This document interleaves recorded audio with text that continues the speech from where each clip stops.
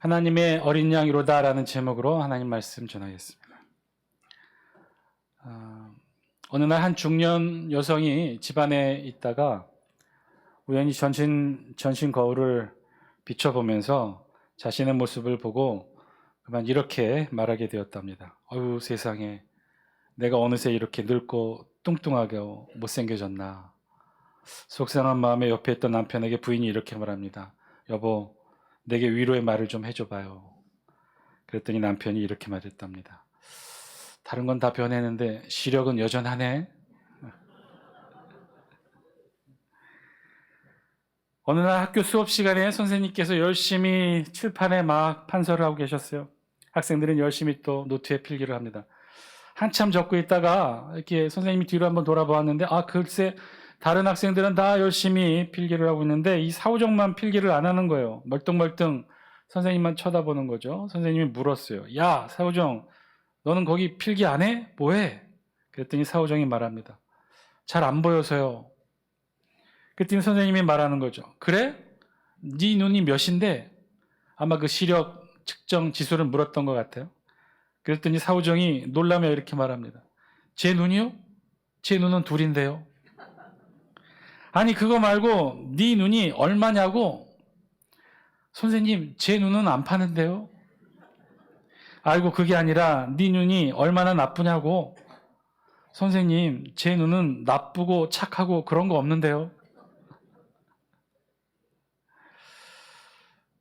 여러분 눈은 어떠신가요? 여러분 눈은 좋은가요? 나쁜가요? 저도 눈이 좀 안 좋아져서 얼마 전부터 안경을 쓰게 되었는데 눈이 나빠지면서 제일 보기 힘들었던 것은 이 책과 핸드폰, 신문, 이 작은 글씨들이었어요. 어느 순간부터 이 책과 핸드폰의 신문에 있는 작은 글씨들이 흐릿해지게 보이게 되면서 두 겹, 세 겹으로 보이기 시작한 거예요.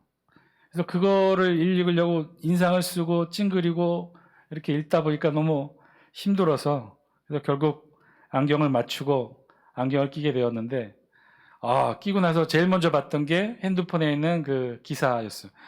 야, 제 핸드폰이 이렇게 선명하고 깨끗한 줄은 그때 처음 알았네요. 너무 깨끗하게 보이는 거예요.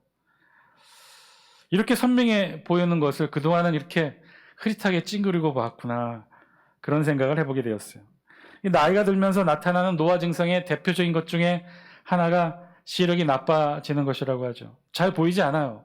보여도 흐릿하게 보입니다. 그런데 이는 우리 육체의 시력이 노화되는 것뿐이고요. 사실 이것에 대한 해결책은 있죠. 돋보기나 안경을 쓰면 됩니다. 그럼 아주 또렷하고 선명하게 보입니다.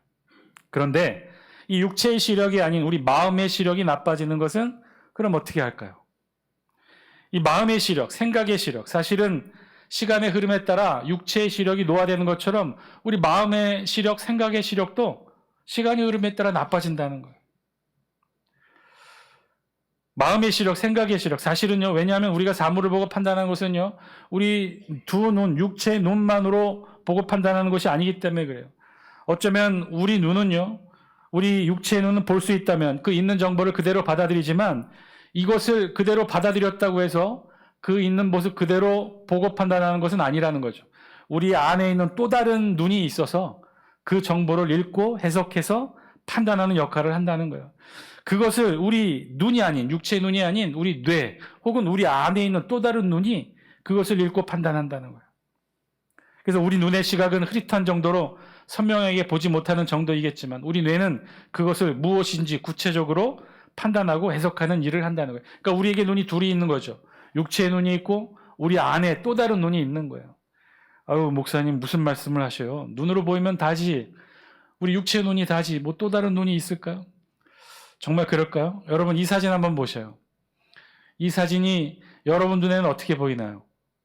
오리로 보입니까? 토끼로 보입니까?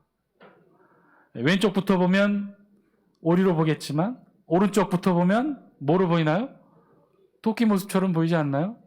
이건 오리일까요? 토끼일까요?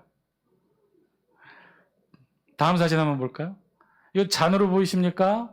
두 사람이 마주보는 것으로 보이시나요? 아유, 목사님이 이건 쉬운 거 아닙니까? 그래요. 다음 사진 한번 볼까요? 여러분 이게 뭐로 보이셔요? 두 노인이 서로 얼굴을 맞대어 보고 있는 것으로 보이십니까? 아니면 조금 젊은 남녀가 기타를 치며 노래하는 것으로 보이십니까? 그럼 어떤 게 맞는 거죠, 저 그림은? 노인으로 봐야 되나요? 아니면 젊은 사람들이 노래하는 것으로 봐야 되나요? 우리 눈으로 본다고, 볼 수 있다고, 보인다고 다 보고 판단하는 것 아니에요.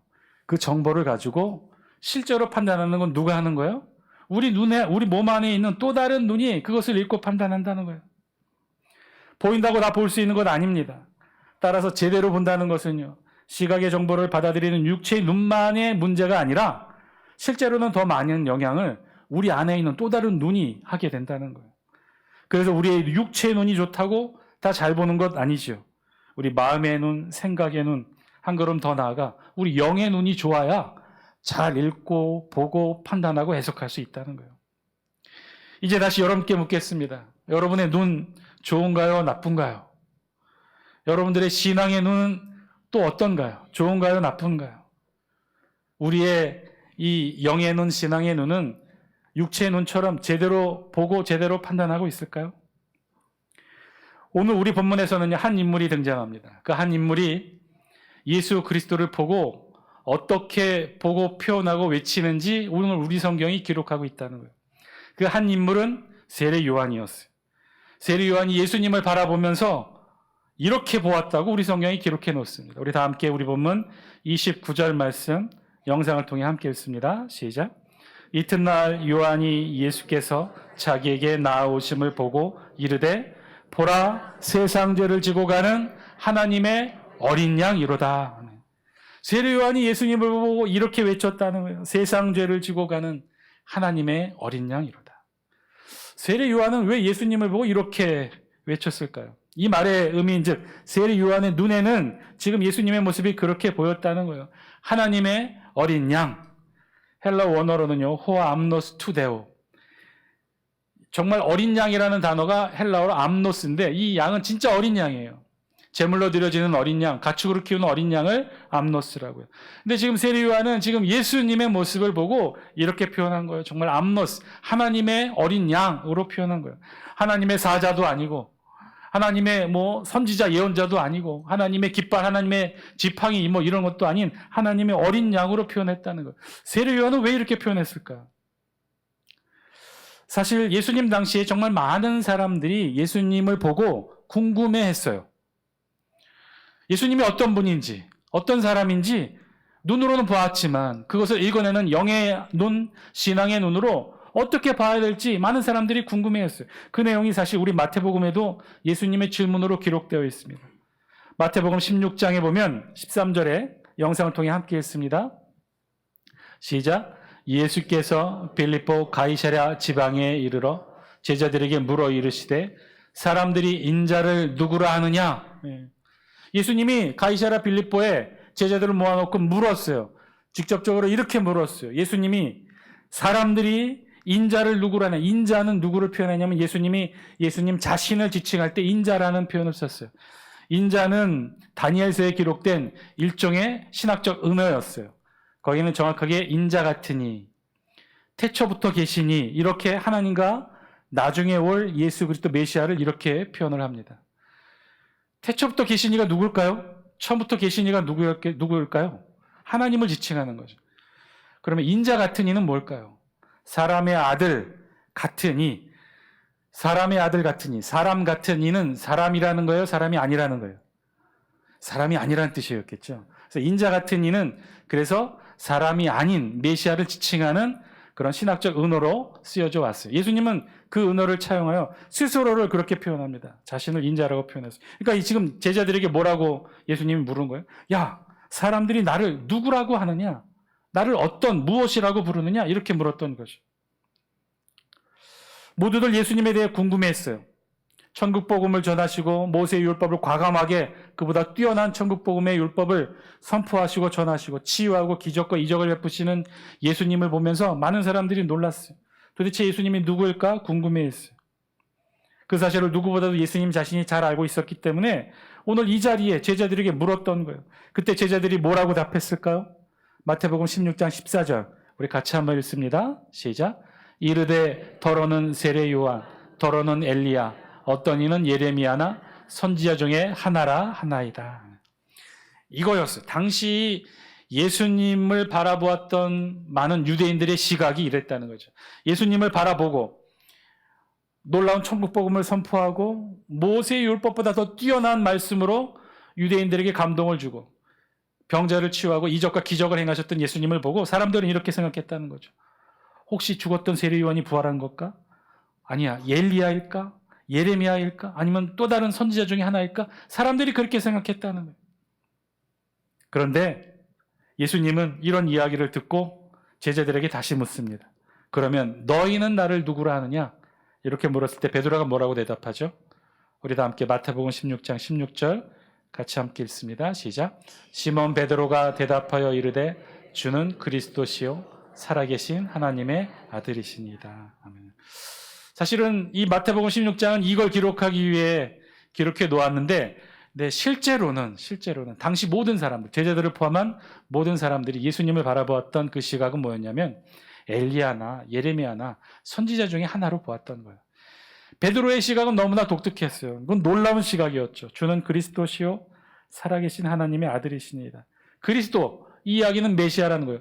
예수님이 메시아라고 베드로가 보고 고백했고 그리고 살아계신 하나님의 아들이라고까지 고백을 했던 거예요. 사실은 이 고백은 굉장히 놀라운 일이었어요. 당시만 해도 예수님이 십자가에 달리시기 전까지만 해도 예수님을 가까이 따랐던 제자들을 포함한 그 어떤 누구도 예수님이 메시아고 하나님의 아들이라는 표현은 당시의 신학적 언어로 상상도 할 수 없는 표현이었어요. 유일신인 하나님에게 어떻게 하나님의 아들이 있을 수 있다. 아무도 생각하지 못했던 신학적 용어. 근데 지금 어부였던 베드로가 이 말을 하는 거예요. 그러니 예수님이 그 말을 한 베드로의 말을 듣고 뭐라고 말씀하셔요? 내가 복이 있도다. 이를 내게 알게 한 이는 혈육이 아니요 하늘에 계신 내 아버지시니라. 말을 좀 이렇게 완곡하게 좋게 표현하셨지. 지금 예수님은 베드로에게 이런 고백을 한 베드로에게 뭐라고 말한 거예요? 야, 네가 지금 제정신으로 한 얘기니? 네가 지금 한 얘기가 무슨 뜻인지 알고나 한 얘기니? 지금 이렇게 되물은 거죠. 왜냐하면 아무도 그 누구도 예수님은 메시아로 심지어는 하나님의 아들로 상상이나 하지 못했던 일이었기 때문에 그래요. 그 전까지는 대부분 사람들이 뭐로 여겼냐면 다 엘리야, 예레미야 뛰어난 선지자 정도로 알았어요. 그런데 오늘 본문의 세례 요한이 예수님을 지금 뭐라고 외친 거예요? 선지자도 아니고 예언자도 아니고 베드로처럼 정신없이 메시아 혹은 하나님의 아들도 아닌 뭐라고 예수님을 바라본 거예요? 하나님의 어린 양. 하나님의 어린 양이라고 예수님을 바라본 거죠. 세례 요한은 왜 예수님을 하나님의 어린 양으로 보았을까요? 그리고 하나님의 어린 양이 의미하는 바가 뭘까요?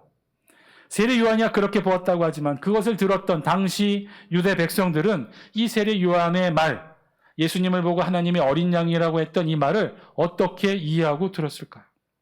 선지자도 아니고 메시아도 아니고 하나님의 아들도 아닌 하나님의 어린 양. 우리 성경의 짧은 시간이었지만 유일하게 예수님의 십자가 사건 이전에 예수님을 제대로 보고 제대로 말한 사람은 이 세례 요한이 유일합니다. 심지어 예수님의 제자들조차, 함께 있었던 제자들조차도 예수님이 메시아이고 하나님의 아들이심을 언제 합니까?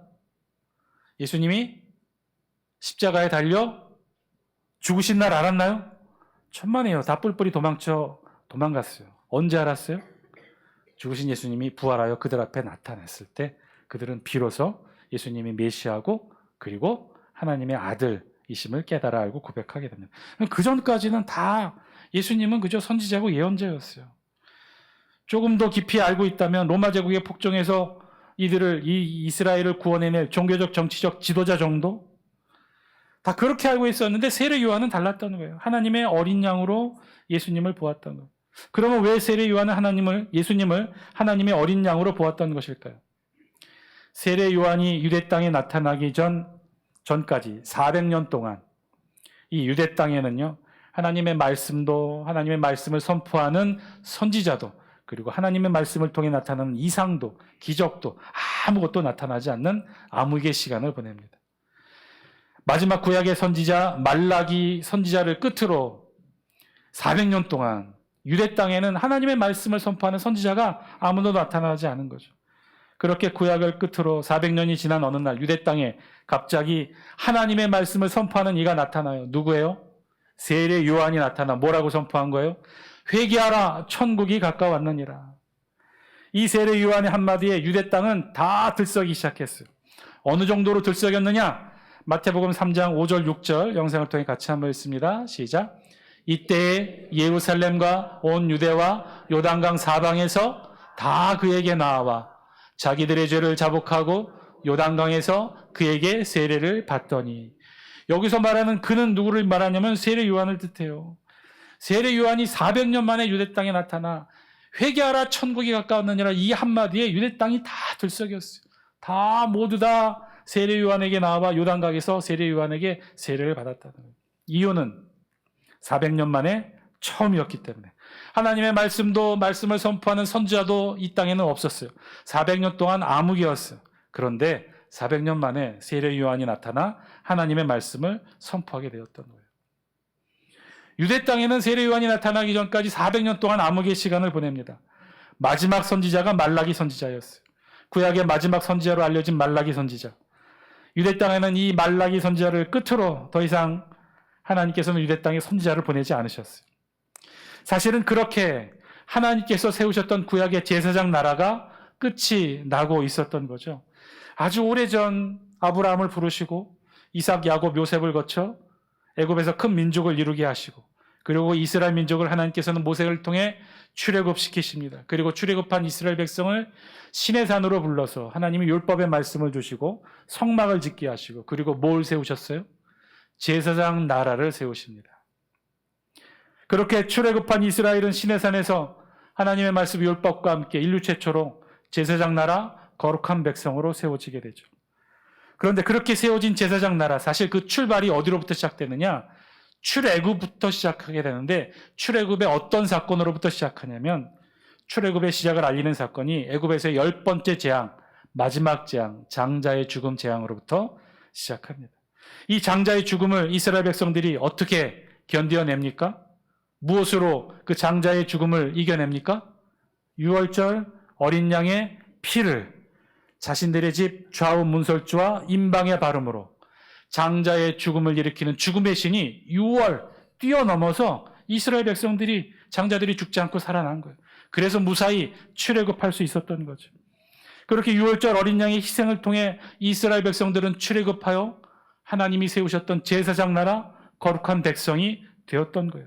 따라서 6월절 어린 양의 피로부터 시작된 것이 하나님이 세우신 제사장 나라였어요. 구약의 제사장 나라는 그래서 그렇게 시작한 거예요. 6월절 어린 양의 피로 제사장 나라는 시작되었어요. 그런데 그렇게 세워진 제사장 나라, 이스라엘 백성들이 하나님과 맺은 언약을, 말씀을, 율법을 잘 지키면서 제사장 나라의 소명과 사명을 잘 감당했을까요? 그렇지 못했어요. 이스라엘 백성들은 금세 하나님의 말씀을 잊어버립니다.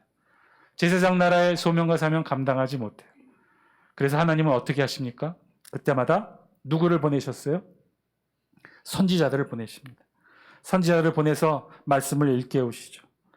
말씀을 지키지 않는, 율법을 지키지 않는 이스라엘 백성들을 자꾸 설득해서 다시 제사장 나라의 소명과 사명을 감당할 수 있도록 이스라엘 백성들을 일깨워요. 그런데 그래도 끝내 이스라엘이 돌아오지 않자 하나님은 어떻게 하십니까? 심판하셔요. 북이스라엘은 아수르 제국을 통해 멸망시키시고 남유다는 바벨론 제국을 통해 포로로 끌고 가십니다. 70년간 바벨론 포로가 되게 하는 하나님의 심판을 이스라엘 백성들이 겪게 된 거죠. 그리고 70년 만에 다시 돌아온 이스라엘 백성들이 예루살렘 성전을 재건하고 다시 제사장 나라를 재건합니다. 그렇게 해서 다시 재건되어진 제사장 나라, 그런데 그것도 잠깐, 이스라엘은 또다시 하나님의 말씀으로부터 멀어지게 되죠. 또다시 멀어진 이스라엘을 부르기 위해 하나님이 또 누구를 보내셔요? 선지자들을 보내셔요. 그렇게 해서 많은 선지자를 보냈다가 마지막에 보낸 선지자가 누구예요? 말라기 선지자. 하나님은 그 말라기 선지자를 통해 마지막으로 이스라엘 백성들을 부르셔요. 이스라엘 백성들에게 사랑으로 구해야 하십니다. 말라기 1장 2절 말씀 영상을 통해 같이 한번 읽습니다. 시작.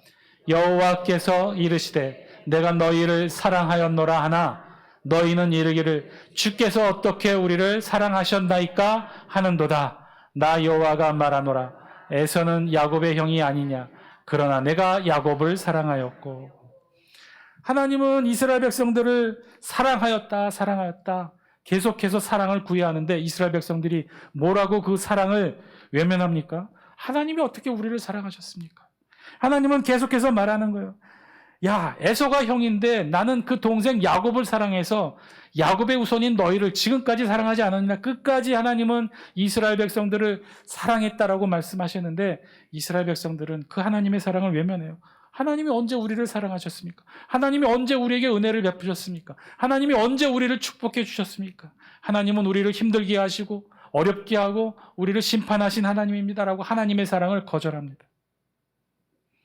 말라기에 기록된 내용들 전부가 다 이런 말씀이에요. 하나님은 끝까지 이스라엘 백성들을 사랑으로 붙드시고 이스라엘 백성들은 끝까지 그 하나님의 사랑을 뿌리칩니다. 그렇게 하나님은 말라기 선지자를 끝으로 더 이상 말씀하지 않으셔요.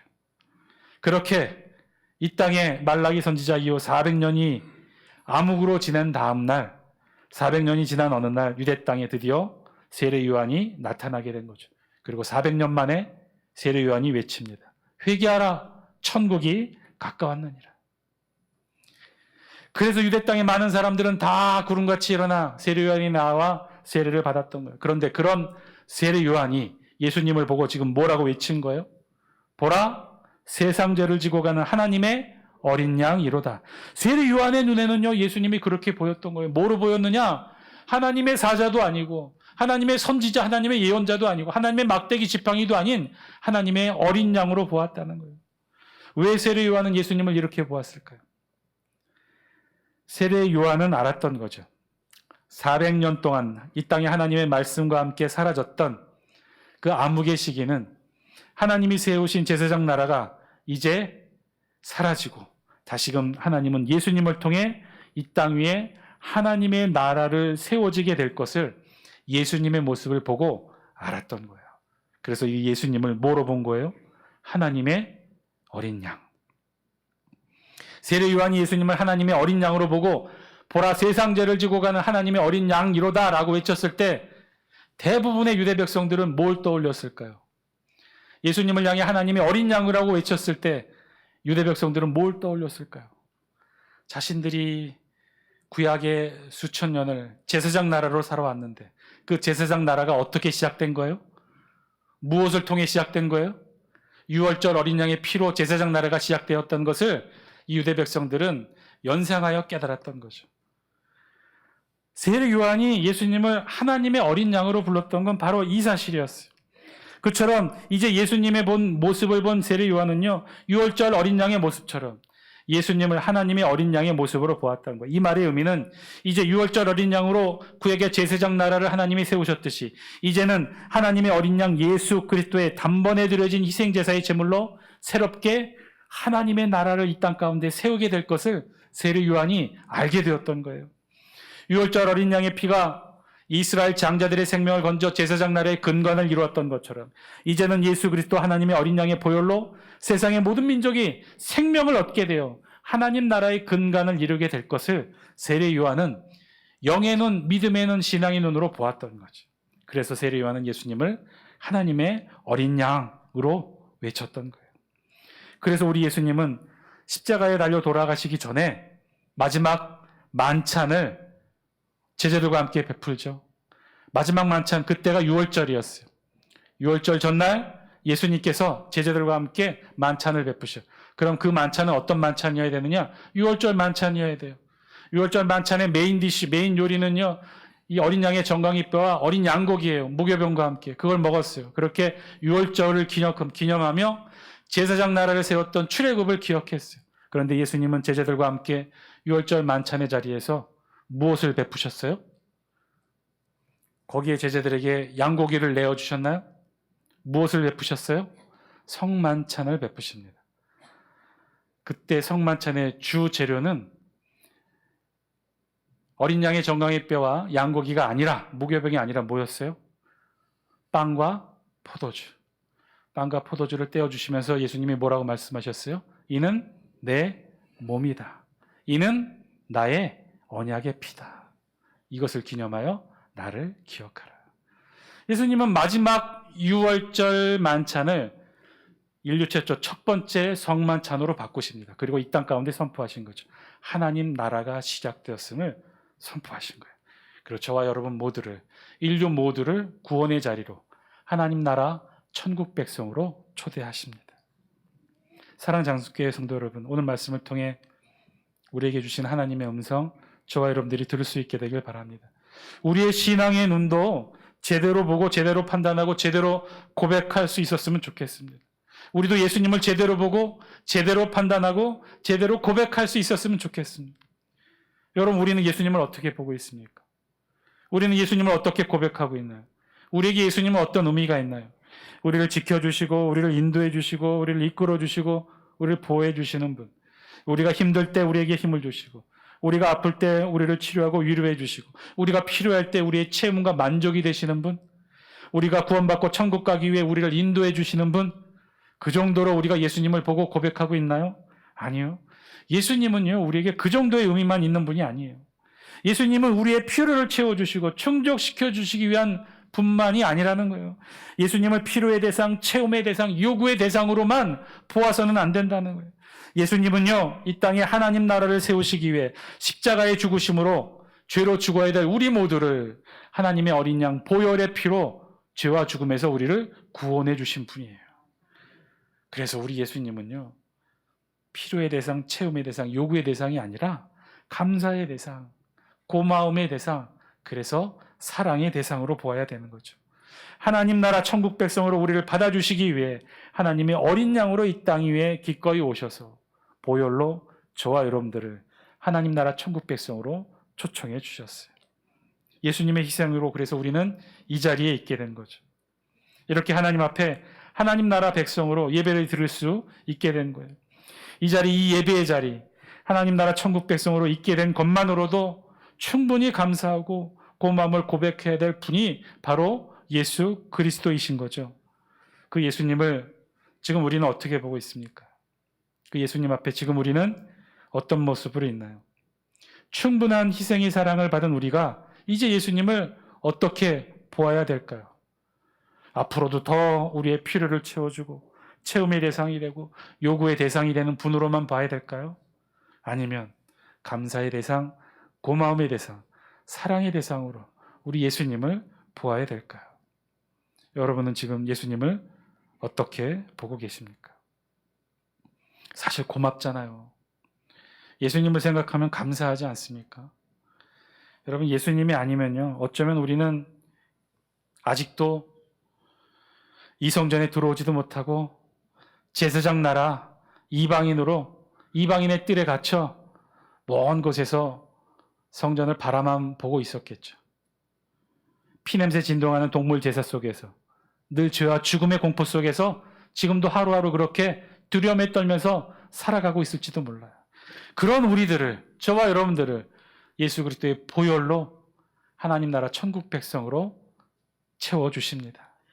그 예수님께 감사함으로 고백하며 언제까지나 사랑의 대상, 감사함과 고마움의 대상으로 예수님을 바라볼 수 있는 저와 여러분 다 되시기를 주의 이름으로 간절히 축원드립니다. 기도드립니다.